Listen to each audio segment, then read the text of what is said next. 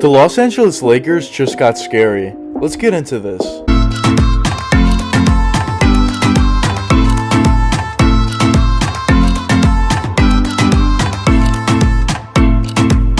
After a bunch of injuries to both star players LeBron James and Anthony Davis going into the later half of the season and spilling into the NBA playoffs, the Lakers actually had a pretty disappointing loss to the Phoenix Suns in the first round. And after that, I think everybody realized that they really need to add a third guy to this organization. I made a video recently talking about all the rumors that were going around about the Los Angeles Lakers, basically trying to get every single player that may be available during this offseason. But it seems like now, apparently, they actually just officially got Buddy Hield, and they're very close to nearing a deal to get Russell Westbrook. And I personally think both of those guys would be amazing pickups for this Lakers team, and I think honestly that would take them over the edge. Obviously Russell Westbrook is a more household name, but I also think a guy like Buddy Hield would be an amazing pickup for this team, especially when you're talking about playing with a guy like LeBron James. One thing LeBron always needs on his team, besides another superstar on his team, is a guy that can really shoot the ball. He needs shooters all around him. When you talk about a guy like Buddy Hield, he's one of the best shooters in the NBA, honestly. He's a very good and very underrated player in general. So let's start off talking about Buddy Hield and see how he really fits into this Lakers roster, just because I think this trade is actually official. The Westbrook one is very close to being, but it's not official yet. So honestly, just due to the fact that Buddy Hield was on the Sacramento Kings for years, I think a lot of people don't necessarily know that much about this guy, and that's a big reason why I personally think he's so underrated. So let's quickly take apart his game and see what he does do well and what he doesn't do well, and see how he fits in with this Lakers roster. So of course, as I mentioned before in the video, Buddy Hield's main strength is obviously his shooting ability. He's great at catch and shoot three-point jump shots, which would play very well with this Lakers roster, especially with LeBron James. When you play with LeBron James and you're a three-point shooter, that's just the dream. You're always going to get wide open three-point shots no matter how good of a three-point shooter you are. Because typically on other teams, if you're an amazing three-point shooter, obviously that team's not going to leave you open. But when you're playing with a guy like LeBron James and how good LeBron is, as well as Anthony Davis on the team, by the way, they're going to have to send double and sometimes triple teams at both of these guys. And whenever that happens in the pick and roll or whatever, LeBron's always going to find you if you're wide open in that corner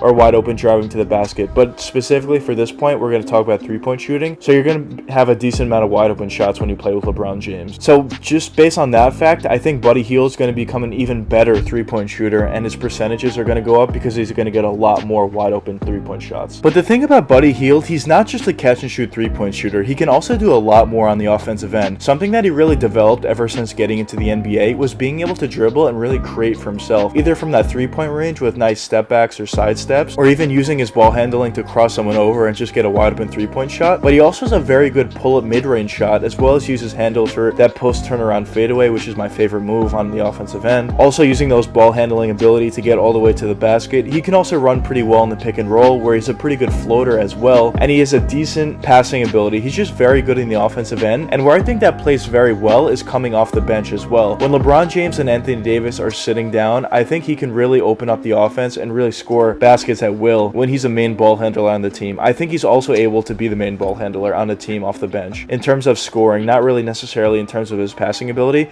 but just being a guy who can score buckets at will. So that's another way on this roster I think he would benefit them. I just think it was an amazing deal by the Los Angeles Lakers, because when you look at what they actually had to give up, they only had to give up Kyle Kuzma, Montrezl Harrell, and a late first-round pick. And when you're talking about a guy like Buddy Hield, that's basically nothing. They kind of robbed them. But now let's move on to Westbrook. Obviously, this is the more household name, and when you talk about the Lakers, he would be a part of that big three. Although a lot of people don't like Westbrook as much as they did in the past, because everybody was saying this guy just chases triple doubles and just chases stats in general, I still think this guy is definitely at the very least a high-level all-star and has the potential to be a superstar player. When you see what he's been able to do, even though maybe at times he definitely is chasing stats, I think it's still a pretty big achievement to get a triple-double throughout an entire season, and he basically does that every single year. But let's take Westbrook's game part by part and see what he does well and what he doesn't do well, and really see how he fits in with this Lakers team. So let's start with the offensive end for Westbrook. So of course his main bread and butter is getting all the way to the basket and using his crazy athleticism. Even at this age, he's still crazy athletic, and just dunking over people or finishing around people with very athletic layups around the basket. Also, in terms of his mid-range game, I think that's a great part of his game and something that he's definitely worked on throughout his career, and especially later on in his career. He still has that pull-up mid-range jump shot that's just probably one of his best shots in his arsenal, as well as just a great mid-range in general. He can run the pick and roll and pull up from that mid-range spot, and he's basically automatic from there. Similar to Chris Paul, honestly, he's just very good from that mid-range spot. Also, something that he does, obviously we all know this, he takes a ton of threes, but he doesn't make a ton of threes. That's something that he just hasn't been able to do throughout his whole NBA career, and maybe if he continues to work on it, he'll get better on it. But that's something that honestly I would rather see Westbrook just stay away from, just not take those three-point shots, and really does what he does well and just get all the way to the basket and either pull up for a mid-range shot or just dunk over people at the basket. And now when you're talking about having LeBron and Anthony Davis on your team, that's going to take off a ton of pressure off Westbrook's shoulders, and he's going to be able to play a lot better in my opinion. But now let's talk about Westbrook's passing ability, and here's where it gets fun. So Westbrook obviously over the past few seasons has proven that he's an amazing passer in this league. He's always finding the guy that's wide open, either at the three-point line, cutting to the basket, or whatever. He's always going to find that wide open teammate, especially in the pick and roller or when he's driving all the way to the basket. So as I mentioned before in the video, LeBron can also do this, obviously we all know this. But having another guy that can do it very effectively like Westbrook takes a ton of pressure off LeBron, and LeBron takes a ton of pressure off Westbrook. So they both help each other out. And when LeBron gets tired and has to come out of the game,